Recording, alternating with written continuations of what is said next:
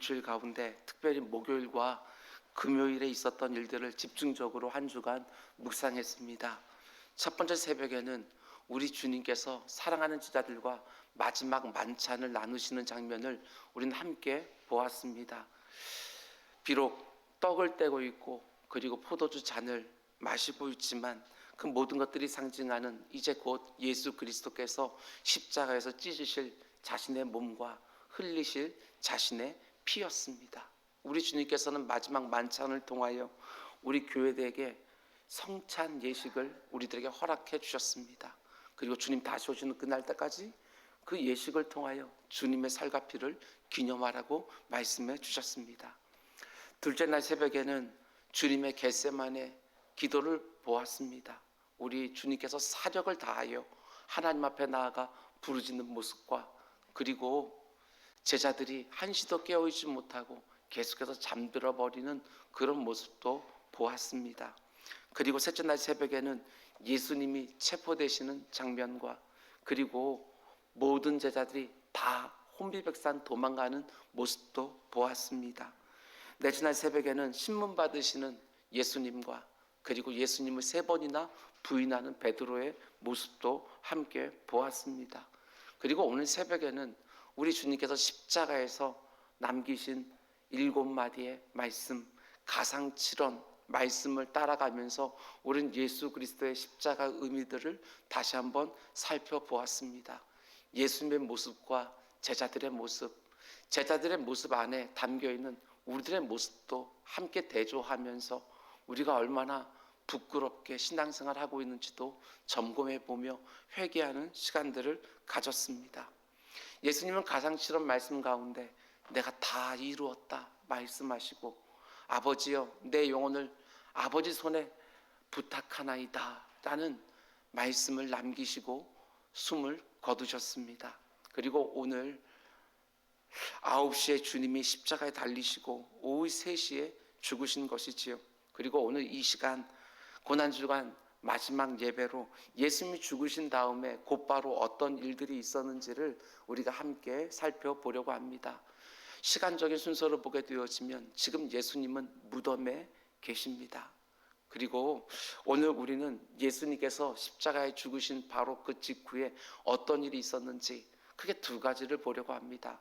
하나는 지성소를 가로막고 있던 휘장이 위로부터 아래로 쭉 찢어졌다는 것과 또 하나는 그 모든 예수님의 처형을 집행하던 로마 군대의 백부장의 신앙 고백 우리를 함께 보려고 합니다. 그 고백은 이 사람은 진실로 하나님의 아들이었도다. 이 고백이지요. 저는 이번에 고난주간 말씀을 준비하고 또 새벽마다 전하면서 또 역시 겸손해질 수밖에 없었습니다. 아무리 열심히 자료들을 찾고 아무리 묵상을 하고 아무리 열심히 설교를 다듬고 전한다 할지라도 너무나도 부족하기 짝이 없는 것을 보게 되었습니다. 사도 바울의 기도가 계속해서 생각이 났습니다. 에베소서 3장 18절 19절에 나오는 사도 바울의 기도, 올해 하나님께서 우리 교회에게 주신 말씀이기도 합니다. 능히 모든 성도와 함께 지식에 넘치는 그리스도의 사랑을 알고 그 너비와 길이와 높이와 깊이와 어떠함을 깨달아 하나님의 모든 충만하신 것으로 너희에게 충만하게 하시기를 구하노라. 이 표현이 그 어느 때보다도 각별하게 다가왔습니다. 지식에 넘치는 그리스도의 사랑. 여기서 넘친다는 표현은 초월하다, 월등히 크다 이런 뜻이지요. 설교자인 제가 아무리 애를 써봐도 그래서 예수 그리스도의 십자가의 사랑을 설교한다고 해도 그 설교를 초월하고 그 설교보다 월등히 큰 것이 바로 그리스도의 사랑이라는 것입니다. 인간이 가지고 있는 그 지식으로는 절대로 그 사랑의 너비와 길이와 높이와 깊이를 표현할 수 없는 것입니다. 그래서 기도할 수밖에 없는 것이지요. 더 알게 해달라고, 더 보게 해달라고, 더 느끼게 해달라고, 십자가에 담겨있는 우리를 향한 그 사랑을 더 많이 보여달라고 기도할 수밖에 없는 것이지요. 복음성과 가사와 아주 정확하게 일치를 합니다. 다 표현하지 못해도 표현하고 싶어하는 그 마음만 가지고 주님 앞에 나아가 기도할 수밖에 없는 것이고, 찬송가 가사와 동일합니다. 예수도 알기 원하는 것이 내 평생의 소원이라고. 일평생 계속해서 알고 깨닫고 느껴가야 되는 것입니다. 그 사랑을 안 만큼, 그 사랑을 깨달은 만큼, 그 사랑을 느낀 만큼 그래도 그 사랑에 합당하게 살려고 노력하지 않겠습니까? 신앙생활을 하면 할수록 십자가에 담겨있는 그리스도의 사랑이 더욱더욱 충만해지는 은혜가 우리 모두에게 주어지기를 주님의 이름으로 축원을 드립니다. 여러분, 우리는 예수님이 죽임당하신 그 금요일을 영어로 Good Friday 이렇게 부릅니다. 사실 왜 그런 이름이 붙어 있는지 알려진 바는 없습니다. God's Day, 하나님의 날, 이렇게 부른 것이 세월이 흘러가면서 그렇게 바뀌었다는 설도 있고, 실제로 초대교회 때부터 Good Friday이라고 불렀기 때문에 우리가 지금까지 계속해서 그렇게 부르고 있다는 설도 있습니다. 그러나 중요한 것은 구원받은 성도들은 예수 그리스도가 죽임당하신 그 금요일을 Bad Friday라고 부르는 것이 아니라 Good Friday라고 부른다는 것입니다. 의미심장했습니다. 예수 그리스도의 십자가 죽음 때문에 우리들의 영혼이 바뀌었기에 우리는 너무나도 죄송하고 너무나도 송구스럽긴 하지만 주님의 그 십자가 고난 위에 우리는 굿이라는 형용사를 붙여서 너무나도 복된 금요일이라고 부르고 있는 것이지요. 그러나 한편으로는 늘 빚진 마음이 있습니다. 그 지식에 넘치는 그리스도의 사랑을 그렇게 넘치게 받아놓고서도 일평생 묵상해도 다 알지 못할 만큼 그렇게 풍성한 그리스도의 사랑을 우리가 받았음에도 불구하고 그 사랑에 합당하게 살지 못하는 마음이 늘 송구스럽기 짝이 없습니다. 오늘 본문 37절과 38절 말씀입니다. 예수께서 큰 소리를 지르시고 숨지시니라. 이에 성소 휘장이 위로부터 아래까지 찢어져 둘이 되니라. 예수님이 큰 소리를 지르시고 숨지셨을 때 지성소를 가로막고 있던 휘장이 위로부터 아래까지 쫙 찢어져 갈라졌습니다. 아래에서부터 위로 찢어지지 아니하고 위로에서부터 아래로 찢어졌다고 성경이 정확하게 표현하는 것은 밑에서 인간이 잡아 찢은 것이 아니라 위에서 하나님이 찢어 주셨다는 것을 우리들에게 분명히 보여주시는 것입니다. 특별히 여기서 찢어지다라는 단어가 헬라어로 스키조라는 단어를 사용하는데 이 단어가 똑같이 쓰인 것이 복음서에 있습니다. 마가복음 1장을 보면 예수님이 세례를 받으실 때 하늘이 갈라지는 그 모습을 가리켜서 똑같은 단어 스키조를 쓰고 있는 것을 보게 되어집니다. 이런 의미 아니겠습니까? 예수님이 십자가 위에서 자기의 몸을 찢어주실 때에 하나님께서는 하늘에서 문을 찢어주셨다, 이런 뜻입니다. 우리 같은 죄인들이 하늘을 향하여 갈 수 있는 방법이 도무지 없었는데 생명의 길이 열렸다는 것입니다. 지성소는 어떤 것입니까? The most holy place, 가장 이 땅 가운데 속에서 거룩한 곳. 죄인들은 그 가운데 들어갈 수가 없습니다. 심지어 대시장도 1년에 한 번 대속죄일에 들어가지만 죽는 것을 각오하고 들어갈 정도로 하나님의 임재가 충만한 곳이 바로 지성소입니다. 죄가 있는 사람들은 들어가면 그 공의로운 하나님 앞에 진노를 받아 그 가운데서 즉사하는 곳이 바로 지성소 아니지요. 그런데 하나님께서 예수 그리스도 자신의 아들이 십자가 위에서 숨지시는 바로 그 순간에 그 휘장을 찢어주신 거예요. 그리고 모든 죄인들이 주님 앞, 하나님 앞으로 나올 수 있도록 그 생명의 길을 열어주셨다는 것입니다. 죄인은 여전히 지성소 들어가면 죽을 수밖에 없습니다. 그런데 예수 그리스도의 그 십자가 죽음이 바로 나를 위한 죽음이라고 고백하는 자들에게는 어떤 일이 벌어집니까? 예수 그리스도의 십자가의 보혈이 우리 같은 죄인들을 뒤덮어서 하나님 앞에 죄인으로 서는 것들이 아니라 의인으로 설 수 있었기에 우리는 그 지성소로 우리는 담대히 들어갈 수 있었던 것이지요. 더 이상 닫힌 하늘이 아닙니다. 예수 그리스도의 공로로 말미암아 우리에게 열린 하늘이 되었습니다. 예수 그리스도께서 우리의 죄를 대신 속량해 주시는 순간 하나님과 우리 사이에 막혔던 담이 드디어 무너진 것이지요. 우리 주 예수 그리스도의 십자가 죽음으로 말미암아 지극히 거룩하신 그 하나님 앞에 우리 같은 엉터리들이 언제든지 어디서든지 담대하게 나갈 수 있게 된 것입니다. 휘장이 찢어진 이 사건, 너무나도 풍성한 의미들을 우리들에게 전해주는 겁니다. 단지 생명의 길만 열린 것이 아닙니다. 은혜를 받을 수 있는 길도 우리 주님께서 열어주신 것입니다. 히브리서 4장 16절, 그러므로 예수 그리스도께서 십자가로 자신의 몸을 찢어주심으로 그 길을 열어주셨으므로 우리는 하나님께 긍휼하심을 받고 때를 따라 돕는 은혜를 얻기 위하여 은혜의 보좌 앞에 그 지성소 안으로 담대히 나아갈 것이니라. 이게 바로 예수 그리스도께서 십자가 위에서 이루신 일입니다. 십자가는 묵상하면 묵상할수록 우리에게 너무나도 많은 메시지들을 전해주는 것이지요. 예수님을 통하여 우리가 하나님 앞에 나아갈 때 이게 참 놀랍습니다. 하나님은 더 이상 우리를 법의 관점에서, 율법의 관점에서 우리를 보지 않으시고 은혜의 관점에서 우리를 봐주십니다. 우리에게 죄가 있느냐 없느냐 이 관점에서 우리를 보시는 것이 아니라 은혜의 관점에서 우리를 봐주시는 것이지요.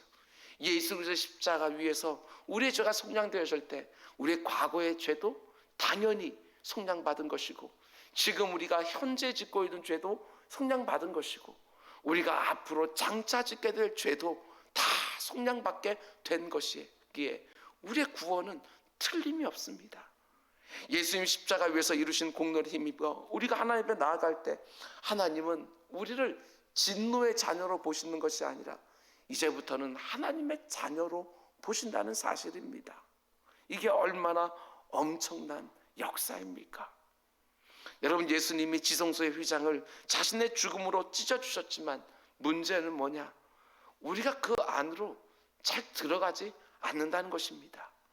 영생의 문, 구원의 문을 활짝 열어놓으시고 누구든지 오라고, 누구든지 오면 영원한 생명을 얻게 될 거라고, 주의 이름을 부는 자는 누구든지 구원을 얻게 될 거라고, 우리 주님께 자신의 몸을 지시며 그 구원의 길, 영생의 문을 활짝 열어놓았는데도 완악한 인생들은 그 안으로 들어가지 않습니다. 그 안으로 들어가지는 않지요. 우리 성도들도 마찬가지입니다.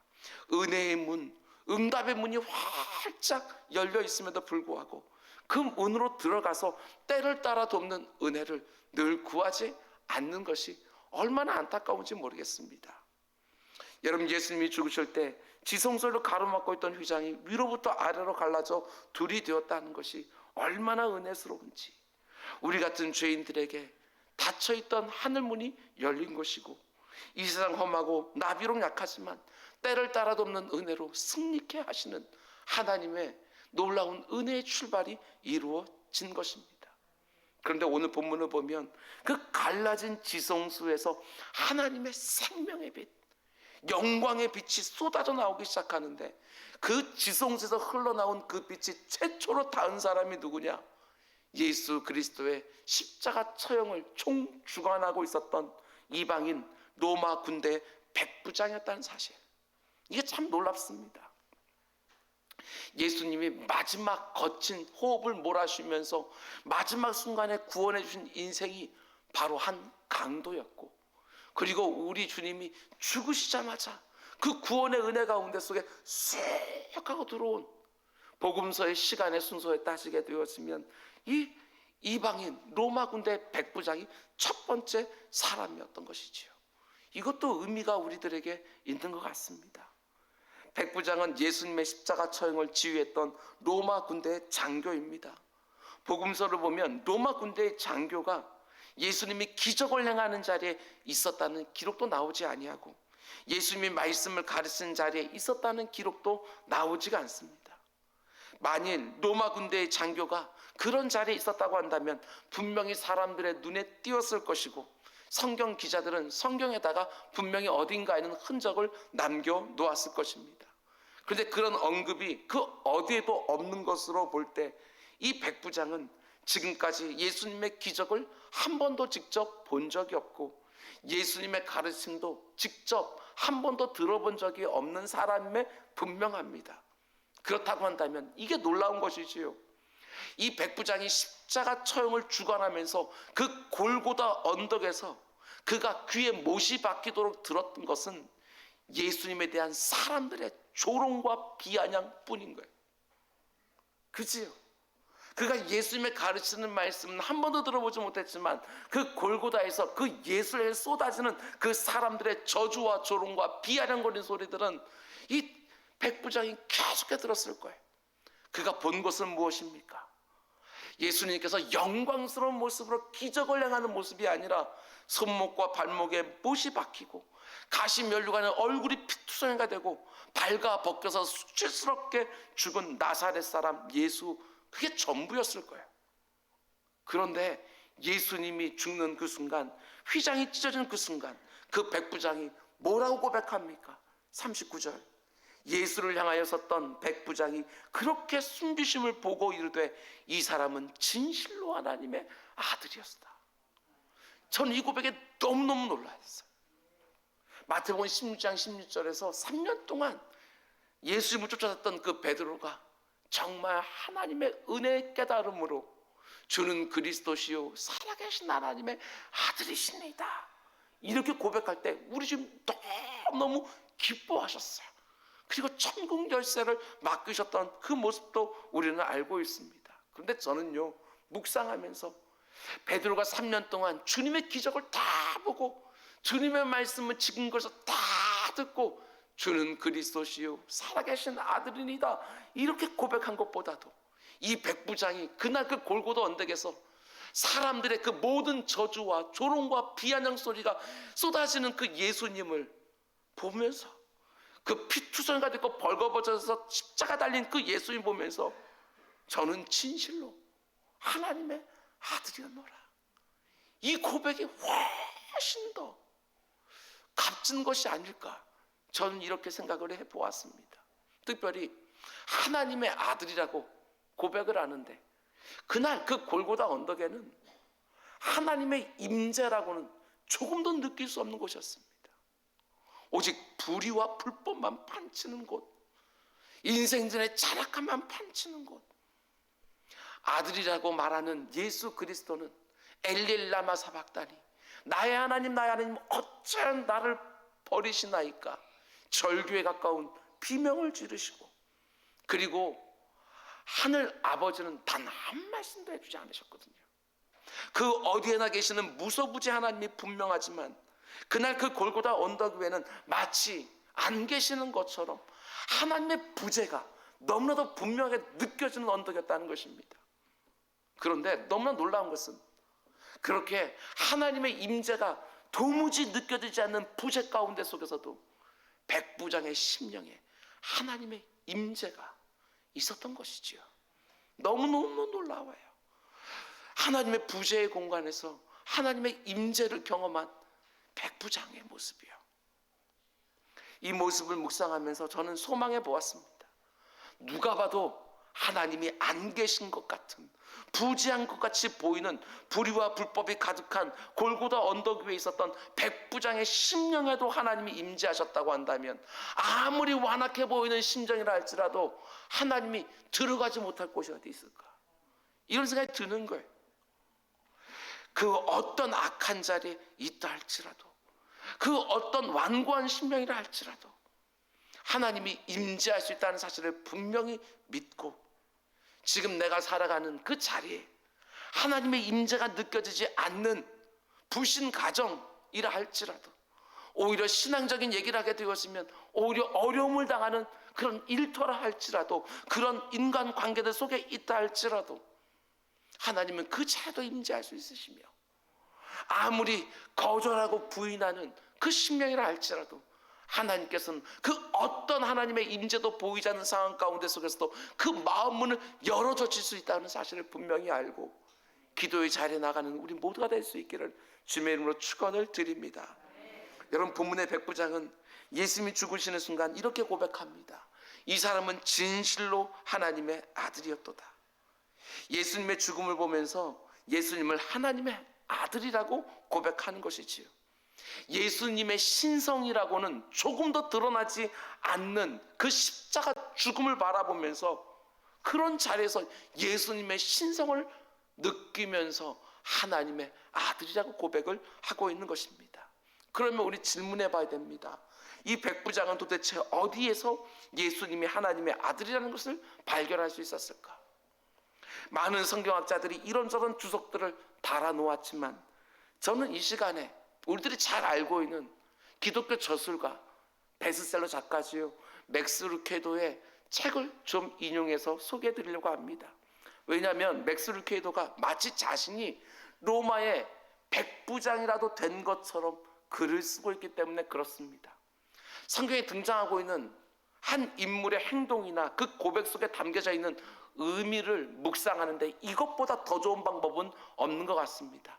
성경 속의 인물이 직접 되어보는 것이지요. 내가 그 자리에 들어가서 그 사람이라면 어떻게 느꼈을지, 무엇을 보았을지, 무엇을 들었을지를 내가 그 안으로 들어가서 그 사람이 되어보는 것입니다. 맥스 루케이도가 쓴 어느 금요일에 6시간이라는 제목의 책이 있습니다. 예수님이 십자가에 오전 9시 달려 오후 3시에 죽으시는데 그 6시간을 루케이도는 이렇게 표현을 합니다. 모두에게 버림받았던 어느 금요일의 6시간, 완전히 패한 줄 알았던 어느 금요일의 6시간, 더 이상 소망을 찾을 수 없었던 어느 금요일의 6시간, 그러나 마침내 하나님의 놀라운 구원과 영원한 승리가 성취된 어느 금요일의 6시간. 참 놀라운 통찰력입니다. 믿음이 없는 눈으로 바라보게 되었으면 그곳에는 버림받음만 있고 패배만 있고 절망만 있었지만, 그러나 하나님은 그것을 바꾸셔서 하나님의 놀라운 구원과 영원한 승리를 성취하셨다. 그래서 더 영광스러운지도 모르겠습니다. 누가 봐도 버림받은 상황, 완전히 패배한 상황, 절망만 가득한 상황인데 바로 그 자리에서 하나님께서는 놀라운 구원과 승리를 성취하신 것이지요. 지금 내가 있는 형편이 아무리 골고다 언덕처럼 느껴진다 할지라도 하나님은 틀림없이 저와 여러분을 향한 놀라운 구원과 승리를 반드시 이루어 내실 것입니다. 그 믿음을 가지고 어떠한 형편 가운데 속에서도 승리를 직감하며 소망 가운데 살아가는 우리 모두가 되기를 주님의 이름으로 축원을 드립니다. 맥스 루케이도는 자신이 그 자리에 있었던 백부장이 되어서 이렇게 글을 쓰고 있습니다. 요약해서 소개해드리겠습니다. 제가 책을 요약해서 빼곡하게 써놨는데 제가 지금 한쪽 눈이 잘 안 보여가지고 제대로 읽을 수 있는지 모르겠습니다. 최선을 다해서 읽어보겠습니다. 저는 골고다 언덕 위에 있었던 백부장 클라우디우스입니다. 나와 전쟁터에 함께 누볐던 오랜 친구인 백부장 마르쿠스가 자신의 병든 하인을 예수라는 갈릴리 사람이 고쳐주었다는 말을 제게 한 적이 있었습니다. 그때 저는 여보게 실험 소리 그만하게 면박을 주고 마르쿠스의 말을 중간에 끊었습니다. 그렇지만 그 예수라는 갈릴리 사람에 대한 호기심을 완전히 잠재우지는 못했습니다. 그런데 그날 제가 집행한 십자가형의 죄수들 가운데 한 사람의 이름이 예수라는 것을 듣게 되었습니다. 그 이야기를 듣고 역시 마르쿠스가 허튼 소리란 것이 틀림없구먼.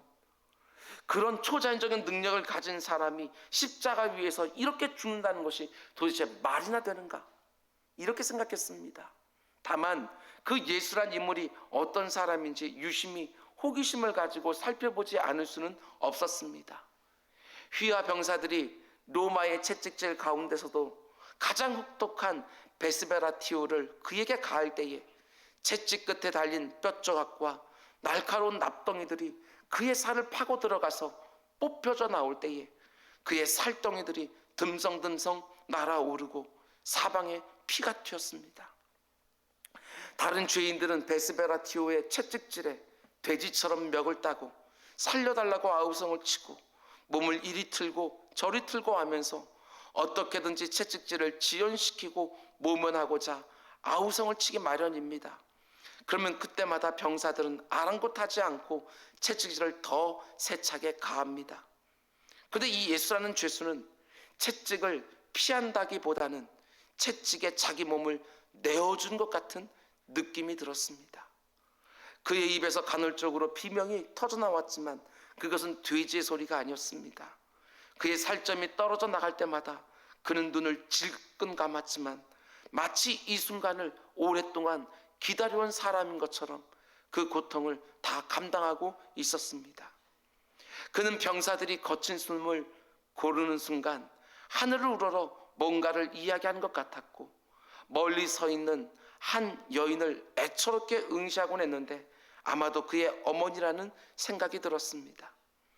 그리고 내 마음이 무엇인가에 찔린 것 같은 느낌이 전해오는 순간 채찍을 휘두르는 병사들의 손길이 더욱 세차게 허공을 갈랐습니다.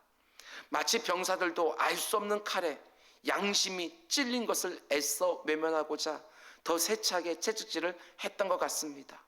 오히려 맞는 자보다 때리는 자의 비명이 더 커질 무렵 채찍질이 끝이 났습니다. 그토록 가혹한 채찍질의 여파로 그는 골고다로 올라가는 언덕에서 쓰러지기를 반복했고, 할 수 없이 옆에 서 있었던 순례객 중에 한 사람에게 억지로 십자가를 지게 했습니다. 그의 이름은 구레네 사람 시몬이었습니다. 그는 화와 억울함이 가득한 얼굴로 씩씩거리며 걷기 시작했는데 어느 순간부터 구레네 사람 시몬은 조용히 걷기 시작했습니다. 마침내 골고다에 도착했을 때 시몬은 십자가를 내팽개치고 달아나지를 않고 웬일인지 골고다 언덕에 그대로 남아 있었습니다. 구레네 사람 시몬도 이 죄인에게서 나처럼 무엇인가 알 수 없는 신비한 힘을 느꼈음에 틀림없습니다. 사람의 마음을 파고드는 신비한 힘 말입니다. 그런데 십자가에 못 박혔을 때 그는 조금도 저항하지 않았습니다. 못이 관통하는 순간에도 팔을 잡아당기며 못을 피하려고 바둥거리기는커녕 오히려 못을 기다린다는 듯이 손바닥이 하늘을 향하여 활짝 열려 있었습니다. 그 수많은 십자가 처형에서 단 한 사람도 저항하지 않고 못을 받아낸 사람은 지금까지 본 적이 없었습니다. 심지어 그의 얼굴은 평화롭기까지 했습니다. 무엇인가 크게 잘못된 것이 아닐까 하는 생각이 스치는 순간 못이 그의 손과 발을 관통했고 마침내 십자가 언덕 위에 세워졌습니다. 그는 십자가 위에서 7마디의 말을 했습니다. 한마디 한마디 그 모든 의미를 나는 다 이해할 수 없었지만 수많은 십자가형을 집행하면서 들을 수 있었던 말은 하나도 들리지 않았고 한 번도 들을 수 없었던 신비한 말만 그는 했습니다. 그는 심지어 자신을 조롱하고 못을 박는 우리를 위하여 용서의 기도를 드리기까지 했습니다. 그의 말들을 들으면서 나는 전율과 두려움에 사로잡혔고 오후 3시에 이상한 어둠이 깔리고 땅이 지진으로 격동하는 그 순간 내 영혼에도 어둠이 가시고 내 영혼에도 격동이 일어났습니다. 이 사람은 진실로 하나님의 아들이었도다. 나의 이 고백은 내 영혼에서 터져나온 불가항력적인 신비한 힘에 의한 것입니다. 여러분, 기적은 전혀 없었습니다. 그러나 백부장은 고백합니다. 이 사람은 진실로 하나님의 아들이었도다. 예수님이 죽으시던 그 자리에 있던 모든 사람들은 마지막 순간까지도 예수님의 기적을 요구했습니다. 지금이라도 십자가에서 내려오면 네가 하나님의 아들이라는 것을 우리가 믿겠다. 그런데 예수님은 그 어떤 기적도 끝까지 보여주지 않으셨습니다. 그 이전에도 종교 지도자들이 예수님을 찾아와서 기적을 보여달라고 요청한 적이 있지 않습니까? 마태복음 16장 1절 말씀 보면 바리새인과 사두개인들이 와서 예수를 시험하여 하늘로부터 오는 표적을 보이기를 청하니 그때 예수님은 그 어떤 기적도 보여주지 않으시고 이렇게 책망하셨습니다. 악하고 음란한 세대가 표적을 구하나 요나의 표적밖에는 보여줄 표적이 없느니라 하시고 그들을 떠나 가시더라. 예수님이 말씀하신 요나의 표적은 자신의 십자가와 부활을 의미하는 것이었습니다. 요나가 물고기 뱃속에 3일 동안 있다가 다시 육지에 토해진 사건, 놀라운 기적을 통해서 악하고 음란한 세대가 정말 변할 수 있다고 한다면 우리 주님은요 계속해서 십자가 위에서뿐만 아니라 계속해서 기적을 보여주셨을 것입니다. 예수님은 기적을 봐야만, 응답을 받아야만, 그것을 보고 예수 그리스도를 나의 구주로 영접하기를 우리에게 원치 않으시고, 그렇게 그런 것이 하나도 없다 할지라도 본문의 백부장처럼 믿음으로 나오기를 원하시는 것이지요. 기적을 다 보고 예수님을 믿는 것이 아니라 십자가를 보고 예수님을 믿기를 우리 주님께서는 원하시는 것입니다. 우리 좀 전에 우리 목사님과 함께 불렀던 찬송가처럼 최후 승리를 얻기까지 험한 십자가 붙들겠네 라고 고백하지 않습니까? 우리들의 모습이 혹시라도 악하고 음란한 세대의 마음과 같지 않은지 보셔야 합니다. 예수님께서 내 기도에 응답해 주셔야 하지만 그분이 나의 구주가 되시고 그분이 나의 주인 되시며 나는 비로소 사랑을 고백할 수 있는 것입니까? 그분에게 비로소 충성할 수 있는 것입니까? 오늘 백부장은 우리에게 도전합니다. 그런 거 하나도 없어도 그 십자가만 보더라도 그분이 하나님의 아들이 너무나도 분명하다고 이렇게 백부장은 고백하는데, 우리는 그렇게 많은 주님의 기적도 보고 은혜도 경험하고 응답도 받았음에도 불구하고 지금 이 순간에 또다시 내게 기적을 보여주지 아니하시고 또다시 응답해 주지 않으시면 언제라도 그 십자가에서 차갑게 뒤돌아설 수 있는 것처럼 혹시라도 신앙생활하고 있지는 않은지 우리들을 돌아봐야 될 것입니다. 여러분, 말씀 맺겠습니다. 오늘 말씀의 결론이자 고난주간 설교의 결론이기도 합니다. 예수님을 십자가에 못 박은 사건은 인간이 인류 역사상 행한 최악의 사건입니다. 그치요? 인간이 하나님을 죽인 최악의 사건. 에덴 동산에서 인간은 선악과를 따먹지 말라는 하나님의 계명을 어긴 최초의 죄를 범했습니다. 그런데 골고다 언덕에서 인간은 하나님의 아들을 죽이는 최악의 죄를 저지른 것이지요. 그런데 너무나도 놀라운 하나님의 방법이 무엇입니까? 이 최악의 죄를 사용하여 최초의 죄 문제까지도 해결해 버리셨다는 사실입니다. 이게 너무나도 놀랍지요. 최초의 죄를, 최악의 죄를 가지고서 해결하신 것이 바로 하나님의 구원의 방법이셨어요. 그 하나님을 함부로 헤아리지 마십시오. 뿐만 아니라 십자가는 예수님의 보좌였으며 가시면류관은 예수님의 왕관이었으며 십자가의 죽음은 예수 그리스도의 메시아 대관식이었습니다. 그러므로 십자가는 패배의 순간이 아니라 승리의 순간이라는 것이죠. 이게 바로 하나님의 구원의 방법이었습니다. 우리가 지난 한 주간 동안 예수님의 마지막 순간을 뒤따르며 묵상했지만 저는 이런 생각이 들었습니다. 하나님이 아니면 감히 누가 십자가를 통해서 죄인들을 구원하시겠나? 이런 생각을 감히 할 수 있겠나?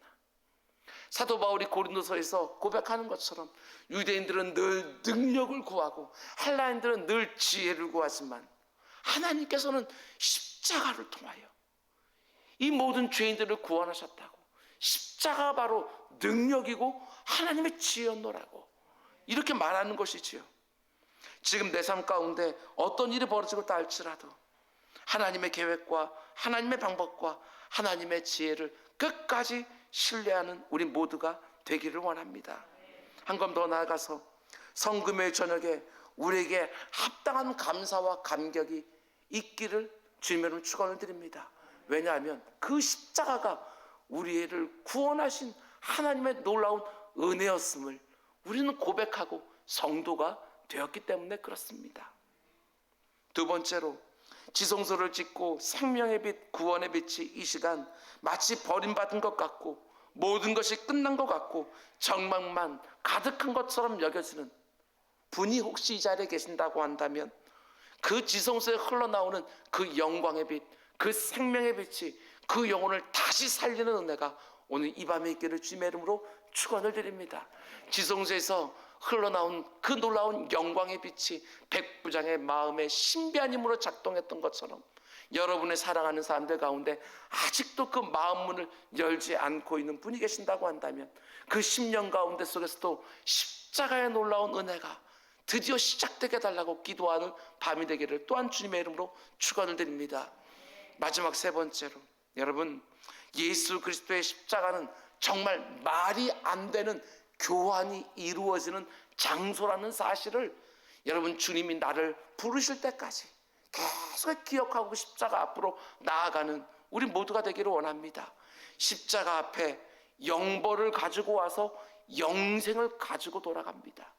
십자가 앞에 죄를 가지고 와서 죄사함을 가지고 갑니다. 염려를 가지고 와서 평안을 안고 가는 것이고, 가난을 가지고 와서 이 세상에 말하는 것과는 전혀 다른 부요함을 가지고 가는 것이고, 상처를 가지고 와서 치유를 안고 가고, 눌림을 안고 와서 자유를 안고 갑니다. 인생의 저주가 영원한 복락으로 교환되는, 정말 말도 안 되는 교환의 장소, 그게 바로 예수 그리스도의 십자가라는 것이지요. 그리고 우리 성도들은 이 말도 안 되는 교환을 한마디로 은혜라고 부릅니다. 은혜의 십자가지요. 이 말도 안 되는 교환이 이루어지는 십자가 앞으로 우리가 날마다 더 가까이 나아가기를 원합니다. 십자가는 나의 구원이 시작되는 곳이기자 동시에 내가 받은 구원이 완성되는 곳이기도 합니다. 날마다 그 앞에 나아가 말도 안 되는 교환을 이루는 우리 모두가 되기를 원합니다. 고난 주간의 마지막 성금요일 정예배를 마치면서 우리 모두 결단하길 원합니다. 내 자신을 부인하고 내가 져야 될 마땅한 십자가를 기쁘게 지면서 나도 주님의 뒤를 따라가겠노라고, 무슨 일이 있어도 끝까지 이 길 가겠노라고 다시 한번 결단하는 우리 모두가 되기를 원합니다. 내게 주어지는 자기 십자가를 감당하는 사람들이 이 땅 가운데 점점 많아지게 되어질 때 이 세상은 그만큼 변하고 밝아지게 될 것입니다.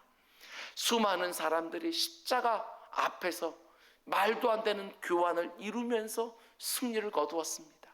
저와 여러분도 오늘 내 심령 가운데 하나님께서 원치 않으시는 근심과 염려와 두려움이 가득하다고 한다면 그 십자가 앞에서 그것들을 평안함과 자유함과 소망으로 바꾸고 돌아가는 우리 모두가 될 수 있기를 주님의 이름으로 축원드립니다. 기도하겠습니다. 사랑하는 하나님 아버지, 참으로 감사를 드립니다. 2021년 고난주간 특별 새벽 예배를 통해서 이 자리에 있는 주의 자녀들과 온라인을 통해서 함께한 믿음의 가족들에게 예비해 놓으신 은혜를 허락해 주심에 감사를 드립니다. 내 진정 소원은 예수 그리스도의 십자가를 더욱 아는 것, 이렇게 고백하는 우리 모두가 되게 하여 주옵소서. 나를 위해서 주님이 져준 십자가를 더욱더 사랑하게 하시고, 내게 주어진 십자가를 더욱더 온전히 감당하게 하시고, 그 십자가를 전하며 살아가는 우리 모두가 되게 하여 주옵소서. 하나님 아버지, 우리 삶에 일어나는 모든 일들이 우연이 아니라 하나님의 틀림없는 섭리 아래 있음을 고백합니다. 아무것도 두려워하지 않고 오직 십자가에서 보여준 사랑에만 의지하여 그 남은 고난을 우리의 삶에도 기쁨으로 채우며 주의 생명으로 다시 태어난 생명답게 이 땅을 충성스럽게 살아가는 우리 모두가 되게 하여 주옵소서. 내 앞에 있는 이런저런 문제 눌리지 않게 하여 주옵소서. 예수 그리스도의 십자가 앞에서 정말 말이 안 되는 교환, 그래서 너무나도 신비하고 감사한 교환이 계속해서 이루어지는 이 자리가 되게 하시고, 우리 성도님들의 말씀과 기도의 자리가 되게 하여 주옵소서. 이 시간 하나님이 예배해 놓으신 누군가가 영벌을 가지고 이곳에 와서 영생을 안고 가게 하여 주시고, 죄를 가지고 와서 용서를 안고 가게 하시고, 염려를 가지고 와서 평안을, 가난을 가지고 와서 부요를, 상처를 가지고 와서 치유를, 눌림을 가지고 와서 자유를 안고 가는 은혜를 이 밤에 허락하여 주옵소서.